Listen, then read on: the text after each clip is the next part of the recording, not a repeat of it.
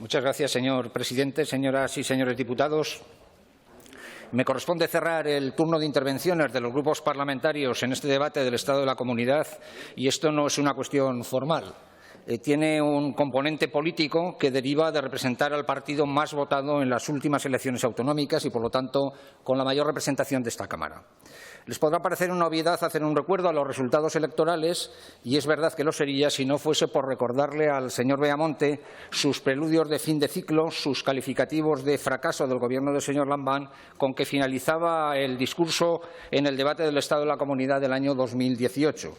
Así que, señor Beamonte, después de que la fuerza política que usted representa retrocediera de 21 diputados a 16 y la fuerza que representa el señor Lambán pasara de 18 diputados a 24, solo me cabe decirle que se equivocaba entonces, y lo peor de todo es que se sigue equivocando hoy. Como consecuencia de los resultados electorales se constituyó, señorías, un gobierno en Aragón que se definió como transversal, aragonesista, social, verde y digital, compuesto por 4 fuerzas políticas dispares en su ideología, en sus programas electorales, en su forma de ver y entender la sociedad aragonesa. Y este experimento, en el que pocos confiaban a fuerza de ser sinceros, tuvo como argamasa el aragonesismo y como eje vertebrador el desarrollo de nuestro Estatuto de Autonomía. Quiero aprovechar para dar las gracias al Partido Aragonés, a Chunta Aragonesista y al Grupo Podemos, y agradecerles su compromiso con este Gobierno. En definitiva, quienes se unieron para formar el Gobierno tenían claro que los avances económicos, sociales y territoriales a los que aspiraban se podían conseguir en el marco del sistema autonómico que entre todos nos dimos al aprobar la Constitución y nuestro Estatuto de Autonomía. Nadie podía imaginar que este Gobierno, cuyo primer éxito fue la aprobación de los presupuestos del año 2020, que ahondaban en la consolidación de los servicios públicos básicos, sanidad, educación, servicios sociales, tendría que abandonar su hoja de ruta por mor de una pandemia conocida como la COVID-19, que puso en jaque al sistema sanitario aragonés y, a continuación, a la economía aragonesa. Este año, lamentablemente, esta legislatura va a estar marcada por la pandemia de la COVID-19. Y es en ese sentido en el que quisiera comenzar mi discurso mandando un fuerte abrazo y un profundo pésame a todos los familiares y amigos de las 1.627 personas que en Aragón han fallecido hasta la fecha por la COVID-19. Señorías, escribió hace siglos el escritor William Shakespeare que cualquiera puede dominar un sufrimiento excepto el que lo siente. Nosotros, los socialistas, como todos los grupos de esta Cámara, entiendo, sentimos profundamente el dolor de los seres queridos y para mitigar ese dolor trabajamos día a día. Esta pandemia, desconocida por todos los científicos y epidemiólogos del mundo, tiene como antecedente más próximo la mal llamada gripe española. De aquella pandemia, por poner un poco de optimismo al relato, dijo Jennifer Cole, antropóloga de la Universidad Royal Holloway de Londres, que las pandemias parecen arrojar luz sobre la sociedad y las sociedades pueden emerger de ellas como un modelo más justo y equitativo. Sea esto verdad o no, lo cierto es que algunas de las enseñanzas de entonces podemos extraer para esta pandemia. La primera es la de la responsabilidad individual. Conocen sus señorías, cuentan las crónicas, que 2 ciudades de Estados Unidos, Filadelfia y San Luis, organizaron desfiles para promover bonos de guerra cuyas ventas ayudarían a la financiación del conflicto que aún había terminado. Estas ciudades tomaron posturas diferentes. Filadelfia optó por seguir adelante con el evento y un mes después 10.000 personas habían muerto. San Luis optó por cancelar el evento y el número total de muertos se mantuvo por debajo de los 700. Pero no solo pasó esto en Estados Unidos. En las ciudades castellanas, donde se realizaron novenas en la catedral con el edificio lleno de feligreses, hubo una mayor incidencia de la gripe española en el año 18. El caso más significativo fue el de Zamora, donde durante el mes de octubre de aquel año falleció el 5,7% de la población, frente a, por ejemplo, el 0,4% de la población que falleció en Madrid en el mismo periodo. Y aquí lo enlazo con el siguiente punto del aprendizaje: la distancia social, que fue una estrategia en aquellos tiempos eficaz para frenar la pandemia. Finalmente, en aquel año se demostró que los municipios que prohibieron reuniones masivas y habían cerrado teatros, escuelas e iglesias tuvieron un menor número de muertos, y también aquellas ciudades, atiendan señorías, tuvieron una recuperación más rápida. Es posible que buscar similitudes entre lo que ocurrió hace un siglo y lo que vivimos las sociedades actuales no sea ni conveniente ni acertado, pero es lo cierto que lo que les cuento tiene una cierta semejanza a lo que nos está ocurriendo, de lo cual se deduce que ni la ciencia ni la política han podido dar respuestas novedosas que superasen a las que se dieron ya hace ni más ni menos que un siglo. Así que hemos vivido Desde marzo hasta junio, una situación en la que la incertidumbre a la hora de hacer frente a la pandemia obligó al Gobierno de España a confinar a la ciudadanía en sus domicilios y, como consecuencia de ello, a paralizar de facto nuestra economía. Y esta estrategia, mal interpretada por algunos, porque ponía en cuestión el binomio seguridad-libertad, fue exitosa porque logró contener y doblegar la curva epidemiológica. Y, sin embargo, las consecuencias de los actos que se implementaron tuvieron como final la instalación en una crisis económica cuyas consecuencias todavía se están evaluando. Como dice Bauman, cuando hablamos de crisis de cualquier naturaleza, transmitimos en primer lugar una sensación de incertidumbre, de ignorancia en cuanto a la dirección que están a punto de tomar los acontecimientos y, en segundo lugar, la necesidad de intervenir, es decir, de seleccionar las medidas correctas y de decidir cómo aplicarlas lo antes posible. En este sentido, nos podemos preguntar si lo que hizo el Gobierno en esta primera fase fue lo correcto. En definitiva, si cometieron errores o no. Y es evidente, y eso le honra a usted, señor presidente, el reconocimiento de errores. Errores que no dejación de funciones, toda vez que el Gobierno no escatimó recurso alguno para combatir la pandemia. Y errores que han servido de aprendizaje para afrontar esta segunda ola. De esa primera fase aprendimos todo sobre el comportamiento del virus, con el que vamos a tener que convivir durante mucho tiempo, al menos hasta que haya alguna vacuna segura. Y hemos aprendido también que la responsabilidad individual, que la distancia social y que las medidas de higiene son elementos fundamentales para combatirlo. Y aún así todo, o seguramente por no poder hacer caso de esas medidas, nos hemos visto en una segunda ola en Aragón allá por el mes de junio, cuando España entraba en la mal llamada nueva normalidad.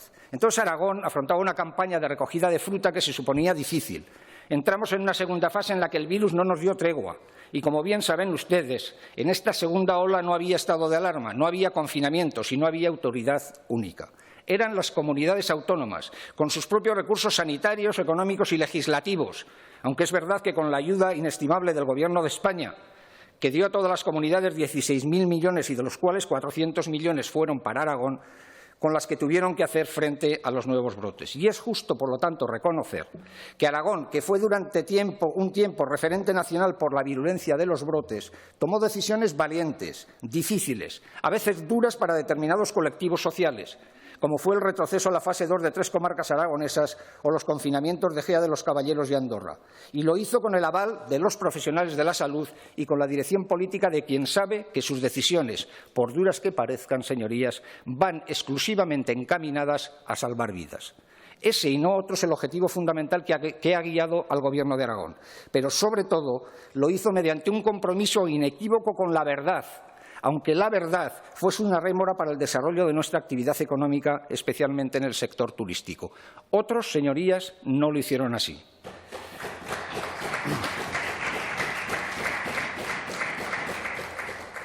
La gestión de este primer año de Gobierno ha supuesto también un compromiso con la transparencia. Primero con la ciudadanía y también con este Parlamento, que tuvo durante los meses de verano información exhaustiva de la evolución de la pandemia. Y lo hizo además coordinando sus actuaciones con el Gobierno de España, demostrando en su caso que la cogobernanza puede ser un instrumento importante para la toma de decisiones en este marco de descentralización política. Y lo hizo en permanente contacto con los ayuntamientos, a través de la Federación Aragonesa de Municipios y Provincias y, muy especialmente, aunque a algunos les pese, con el Ayuntamiento de Zaragoza. Sin embargo, señorías, hemos de admitir que una cogobernanza incipiente que no dé la confianza suficiente a los ciudadanos puede convertirse en una crisis de gobernanza, que de percibirla a la ciudadanía sería letal para la credibilidad del Estado autonómico. En cualquier caso, bien pudiéramos decir que el ejercicio del autogobierno que se ha hecho en Aragón ha sido altamente eficaz porque se ha hecho con sentido común, con proporcionalidad en las medidas tomadas y, sobre todo, con lealtad con el Gobierno de España, que ha sido sabedor de todas las medidas que se han ido tomando en Aragón y, además, se ha hecho en desarrollo de todas las posibilidades jurídicas que derivan de nuestro estatuto. Señorías, señor presidente, Aragón, que no tuvo respiro al pasar de la primera ola a la segunda sin solución de continuidad, demostró que podía hacer frente a los brotes del virus con sus propias herramientas sanitarias y administrativas. Más test PCR permitían hacer un seguimiento de los asintomáticos, un control sobre las cuarentenas de los infectados, mayor número de rastreadores, mayor seguridad de nuestros sanitarios, habilitación de centros para la realización de cuarentenas, hospitales de campaña y, sobre todo, y quiero agradecérselo especialmente, señor presidente, el hecho de que Aragón haya sido la primera y única comunidad que ha garantizado el acceso a la atención primaria especializada y de farmacia en las condiciones de universalidad, incluidos los trabajadores temporeros extranjeros. Eso define la sensibilidad social de su Gobierno. En Aragón no ha habido en ningún caso discriminación entre barrios ricos y barrios pobres, como sí ha habido en otras comunidades autónomas. Los ciudadanos de los barrios con la renta bruta más baja de la capital, como pudieran ser Las Delicias o Casetas, no han sido peor tratados que aquellos con la renta bruta media alta, como Montecanal. Y este Gobierno, que ha sido consciente de los datos más duros de determinadas zonas básicas de salud, ha luchado por todos los aragoneses y las aragonesas por igual. Y, por supuesto, ha trabajado y trabaja cada día por reducir la desigualdad, que es otra indeseable consecuencia de esta pandemia, especialmente entre las mujeres, señorías, probablemente las que más han sufrido las consecuencias del confinamiento. El Gobierno de España aprobó este mismo año la creación del ingreso mínimo vital. Este ha sido el mayor avance en derechos de ciudadanía en nuestro país desde la Ley de la Dependencia. Vital para frenar y reducir la pobreza, especialmente la pobreza infantil, un problema sobre el que insistentemente nos han venido recordando los organismos internacionales. Es cierto que su despliegue no es del todo rápido que a nosotros nos gustaría, pero ha sido por eso por lo que el Departamento de Ciudadanía ha adoptado medidas para garantizar a 12.000 familias la percepción del ingreso aragonés de inserción o de la ayuda de integración familiar, hasta que todos los que lo necesiten estén integrados en el sistema nacional. Además, este Gobierno ha hecho un inmenso esfuerzo con la comunidad educativa para hacer de las escuelas centros seguros, que definen la magnífica labor del consejero Fazi. Es fácil concluir que la actuación del Gobierno, lejos de voluntarismos, ha sido eficaz, eficiente y valiente. Y además lo han hecho en un contexto en el que las medidas administrativas o legislativas implementadas por el Gobierno han chocado con las interpretaciones judiciales tendentes a no limitar la movilidad de las personas, de acuerdo con las competencias que las comunidades autónomas tienen atribuidas. Este asunto, que preocupó desde el principio al presidente Lambán, no se ha resuelto hasta que se ha presentado en estas Cortes un decreto ley pendiente de convalidación y hasta que el Gobierno de España no ha dado cobertura jurídica a las decisiones de las comunidades autónomas con la declaración de un nuevo estado de alarma. Así que, efectivamente, señor Lambán, puede decir con orgullo aquello de que Aragón ha tenido un Gobierno que ha manejado el timón con mano firme, mostrando responsabilidad, compromiso y capacidad de decisión y de gestión desde todos los departamentos.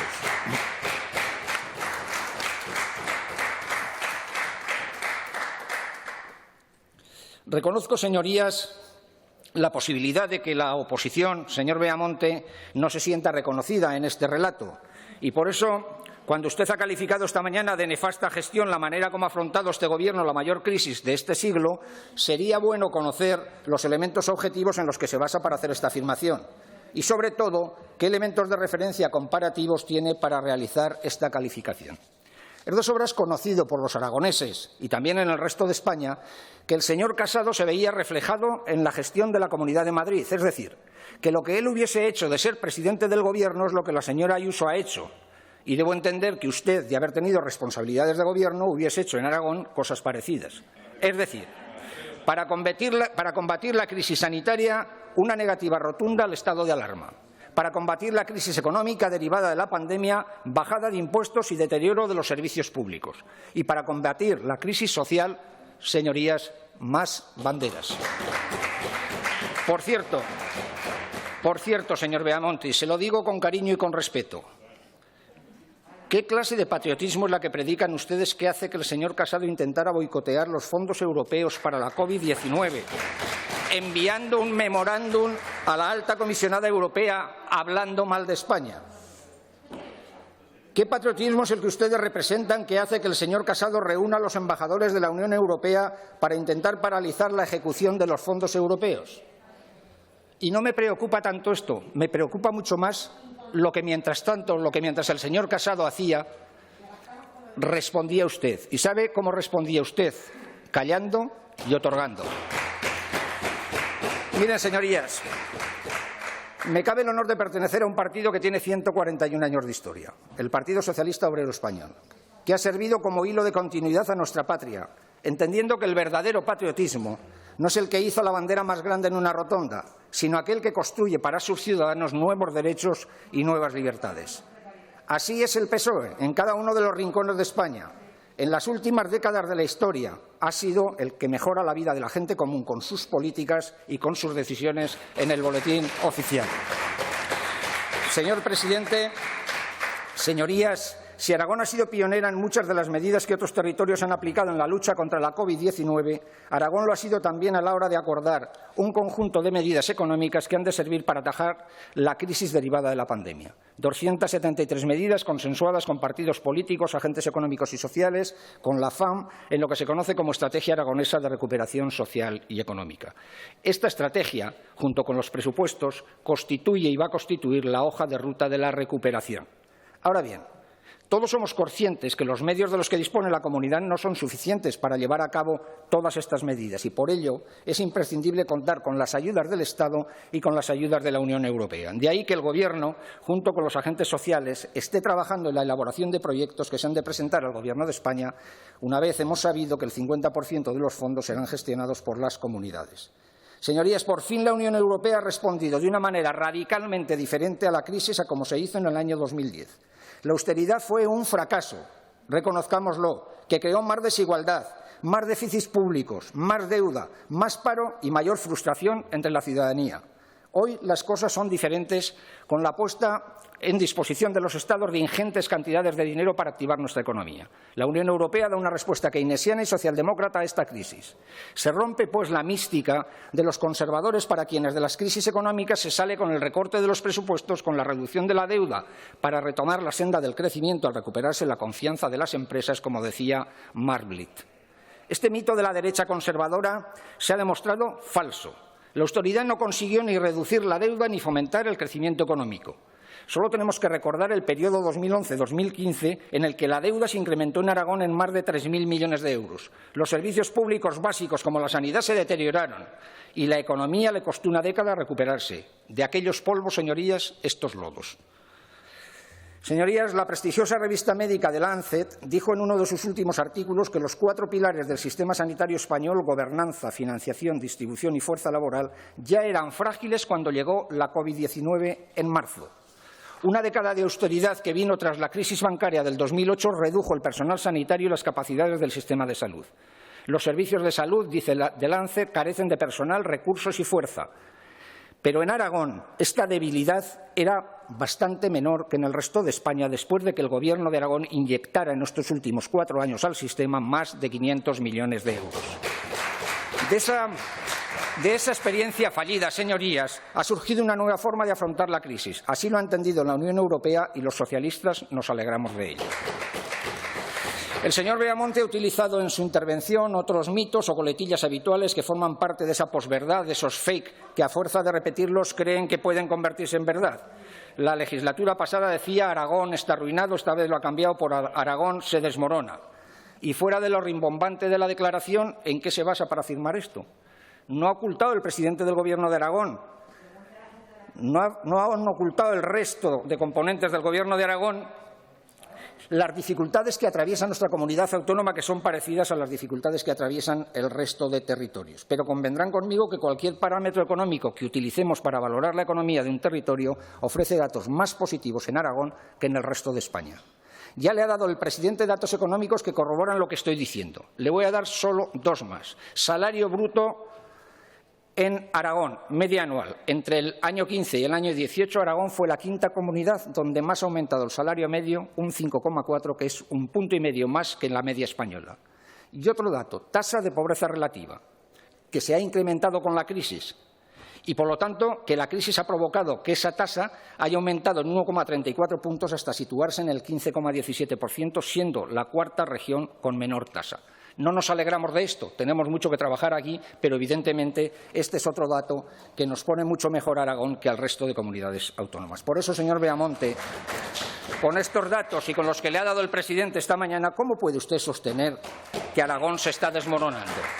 Ha hecho usted una crítica a la falta de ayudas a los ayuntamientos. Mire, señoría, A los ayuntamientos la mejor ayuda que se les puede dar es autorizarles para gastar los remanentes, 700 millones en Aragón.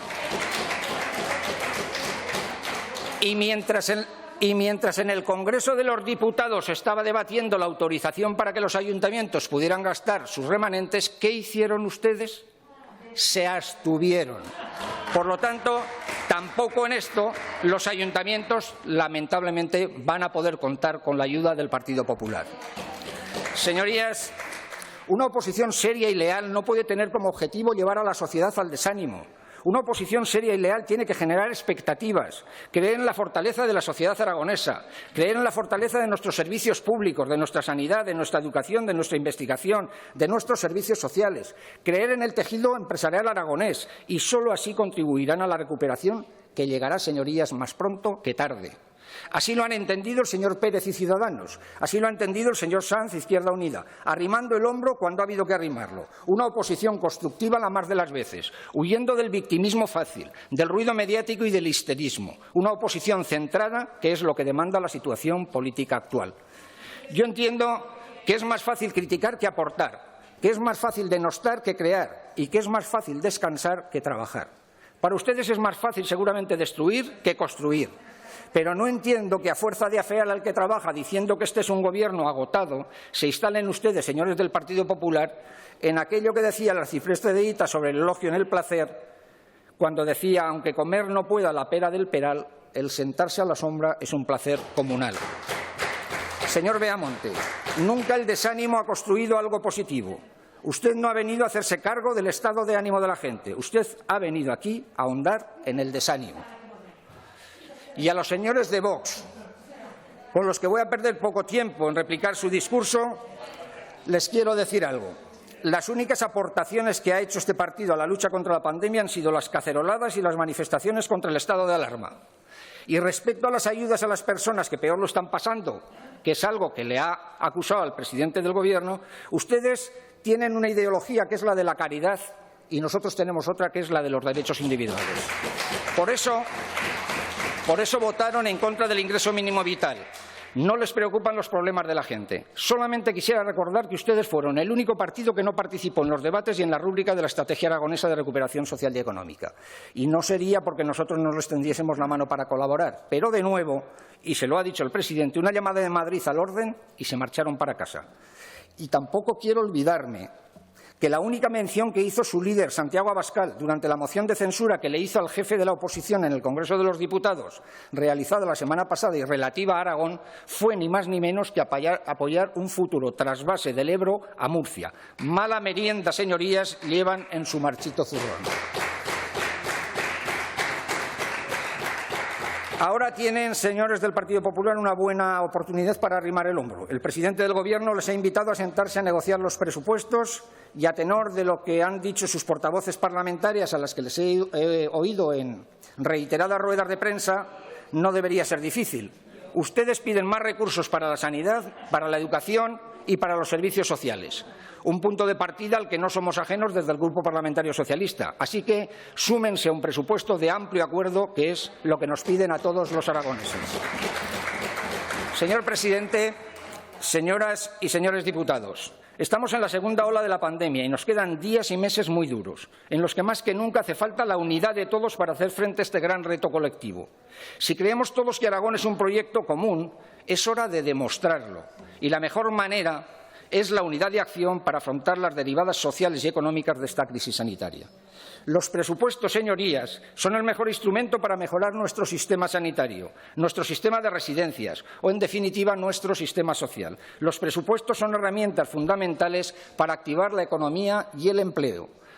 Señorías, la COVID-19 nos ha sumido en la desesperanza y en el miedo, pero, como dice de nuevo The Lancet, hay motivos para la esperanza, porque los indicadores de salud, como esperanza de vida y esperanza de vida saludable, sugieren que España tiene un rendimiento superior con indicadores mejores de lo que se podría pronosticar según el índice sociodemográfico del país. Si los líderes políticos españoles pueden sacar lecciones de su respuesta subóptima al COVID-19, sigue diciendo The Lancet, este país está muy bien situado para brindar a su población un futuro brillante y saludable.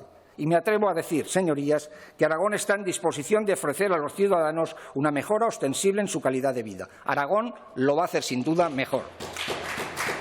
Señorías, señor presidente, puede que haya fuerzas políticas que quieran utilizar la pandemia para derribar al Gobierno de Aragón o hasta incluso al Gobierno de la Nación. Y tengo que decirles a quienes aspiren a esto que abandonen esa peregrina idea. La pandemia la tenemos que combatir entre todos. La pandemia no puede ser el vademecum para derribar gobiernos. Ni los españoles ni los aragoneses entenderían estos comportamientos. Por eso, este Grupo Parlamentario Socialista, cuyos diputados y diputadas les agradezco enormemente el trabajo que llevan realizando, ha reconocido inmensamente sus declaraciones en el Pleno de esta Cámara, en la que hizo un llamamiento, en un ejercicio de autocrítica que le honra, a abandonar sectarismos que no conducen a nada, a abandonar actitudes soberbias para hacer de la humildad una virtud de cabecera de los políticos y para buscar amplios acuerdos en esta etapa tan difícil que nos toca vivir. Porque se equivocan quienes quieren fomentar el odio entre los ciudadanos como estrategia electoral. Yerran quienes quieren hacer de los principios identitarios un caballo de Troya de la política, porque no estamos ya para bromas macabras. Estamos en el ímprobo esfuerzo para combatir este virus y estamos para reactivar una maltrecha economía fruto de los estragos que ha producido la pandemia. Todo lo demás son excesos retóricos que sirven para emponzoñar la convivencia, pero que no aportan solución alguna a la ciudadanía. Porque, señorías, una de las graves consecuencias de esta pandemia pudiera ser una crisis de odio que conduzca a una alteración de la vida de los ciudadanos, y a eso no puede ni debe contribuir la clase política. Existe un peligro cierto de pérdida de la paciencia en la gente, que está cansada por las medidas que imponen los gobiernos, y el comportamiento de las fuerzas políticas ante esta actitud de la ciudadanía no puede ser exacerbar su enfado, porque esas actitudes son gasolina para la democracia y actúan de mecha para quienes pudieran buscar en su desesperación un cirujano de hierro, como decía Costa. A esto, señorías, se le llama populismo y todos hemos de combatir ese fenómeno, como hemos de combatir también la xenofobia o el mesianismo. Quiero terminar, señorías, mi intervención mostrando el apoyo del Grupo Parlamentario Socialista al presidente del Gobierno y a todos sus consejeros, el apoyo, nuestro decidido impulso y también nuestra solidaridad. Y, si me lo permiten, especialmente a la consejera de Sanidad, a la que le toca estar al frente en este campo de batalla.